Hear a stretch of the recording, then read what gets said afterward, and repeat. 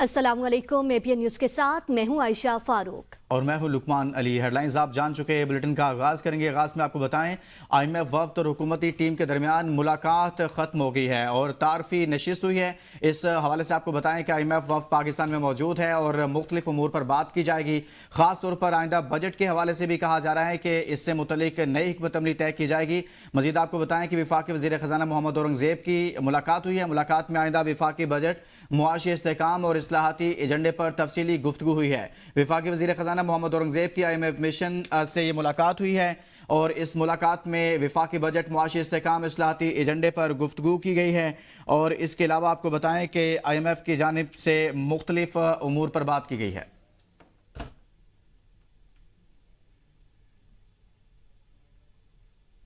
आगे बढ़े और आपको बताएं, IMF वफ्द और हुकूमती टीम के दरमियान मुलाकात खत्म। तारफी सेशन के बाद IMF वफ्द वजारत खजाना से रवाना। जराये के मुताबिक तारफी सेशन के साथ ही बजट मुज़ाकरात का बाकायदा आगाज भी हो गया। आइंदा वाली साल के लिए वफाकी बजट तैयारियां आइंदा हफ्ते तक मुकम्मल कर ली जाएंगी। IMF वफ्द के साथ मुशावरत से नया वफाकी बजट तैयार किया जाएगा। आइंदा माली साल का बजट मौजूदा सूरत हाल के तनाजुर के मुताबिक बनाया जाएगा। वफ्द की मुशावरत के साथ तयशुदा अहदाफ की पार्लियामेंट से मंजूरी ली जाएगी। की जराये का कहना है कि IMF वफ्द से स्टेट बैंक हुकाम के मुज़ाकरात भी शेड्यूल हैं। वफाकी बजट पर मुज़ाकरात के लिए वफ्द 20 मई तक पाकिस्तान में क़याम करेगा। आलमी मालियाती फंड से पाकिस्तान को $1.3 अरब मौसूल हो गए हैं। स्टेट बैंक ऑफ पाकिस्तान की जानिब से जारी एलामी में पाकिस्तान को $1.3 अरब मौसूल होने की तस्दीक करते हुए कहा कि मुंतकली VFF और RSF प्रोग्राम के तहत हुई। IMF एग्जीक्यूटिव बोर्ड ने पाकिस्तान के लिए 760 मिलियन SDR की मंजूरी दे दी। RSF प्रोग्राम के तहत 154 मिलियन SDR की दूसरी किस्त भी मंजूर कर ली गई। स्टेट बैंक को मजमूई तौर पर 914 मिलियन SDR मौसूल हो गए हैं। ये रकम 15 मई 2024 को खत्म होने वाले हफ्ते के ज़र मुबादला ज़खायर में रकम जाहिर होगी। IMF फंड से मिलने से पाकिस्तान के ज़र मुबादला ज़खायर को सहारा मिलेगा।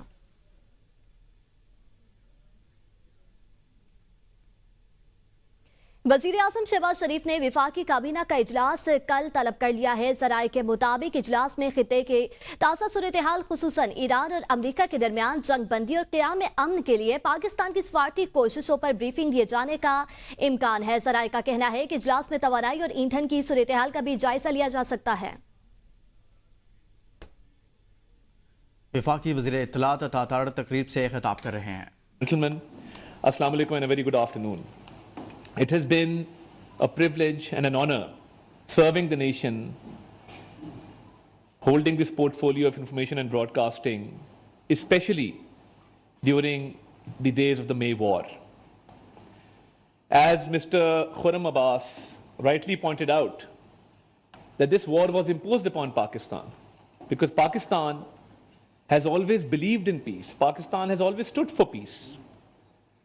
We have been the frontline state against terrorism.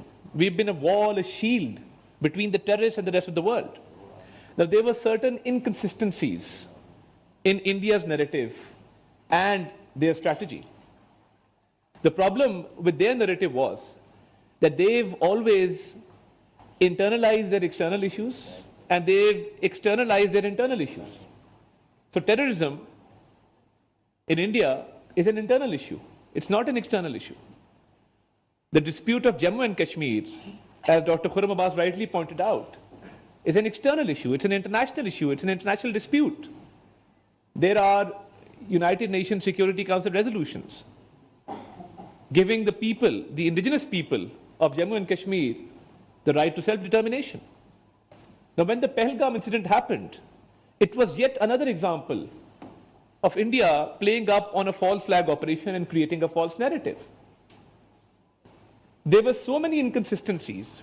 As soon as the Pahalgam incident happened, we were right on the job. And I must also mention here that the strength of the narrative lies in unity and unity of thought and action between state institutions. So all state institutions were aligned. We had a common purpose, an objective, and that was to put the truth out there in an effective manner. Right after the Pahalgam incident, an FIR was registered within 10 minutes of the incident happening. Now, without any inquiry, without anyone going to that spot, without any detailed investigation, you are registering an FIR and pointing fingers at Pakistan right after the incident. Now, when we talk about the allegation of cross-border terrorism, the Pakistani territory, the line of control, is more than 100 kilometers away from the Pahalgam site. Now, how is it possible that they could not detect any movement which they alleged was there?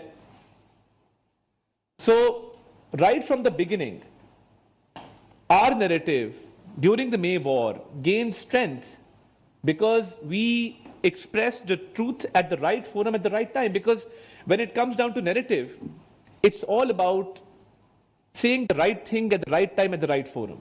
There is no one size fits all. So there has to be a specific, a detailed campaign with regard to what your strategic narrative is. And we got a big boost in the narrative domain when Prime Minister of Pakistan, Mohammad Shehbaz Sharif Sahib, speaking at PMA Academy Kakul, offered an investigation, a fair, transparent, independent investigation into the Pahalgam incident. Now, ladies and gentlemen, a year has passed, and that offer which the Prime Minister made, there was no response. And there couldn't be any response because we knew that it was a false flag operation, and Pakistan proved that our hands are clean. And it was India which shied away from an investigation. And then to attack innocent civilians, civilian population within Pakistan on the pretext of this false flag operation, it further damaged India's stance, especially at the global stage. I had taken a delegation of local and international journalists to one of the sites where India alleged that there were terrorist camps. We went to Bela Noor Shah in the Azad Jammu and Kashmir area. We took a big delegation of journalists to show them that India's allegations were false. And the next day we were supposed to go to Muridke and Bahawalpur, but these unfortunate attacks took place. So we were well within our right under the UN Charter to respond in a firm and decisive manner as we did. And in the narrative domain, we were addressing the international media because we had a lot to tell to the world. Because you see, when I say that Pakistan has been a frontline state against terrorism, or a shield or a wall between the terrorists and the rest of the world, when one Pakistani lays down his or her life, it is for the motherland, yes. But then laying down that life makes the world a safer place. No other country has to its credit 90,000 lives laid down. Hundreds of billions of dollars of economic losses suffered. So how can a country which is countering terrorism be blamed for terrorism? And who is pinning this blame on Pakistan? A country which is responsible for the assassination of Sikhs across the globe? A country which is responsible for the assassination of Hardeep Singh Najjar in Canada? There are allegations of assassinations in US, UK, Canada, the world over. Transnational regression, transnational assassinations are taking place. So my question was, when I addressed the international media, that one country is combating terrorism and the other country is promoting terrorism, and I do not say this on mere conjecture.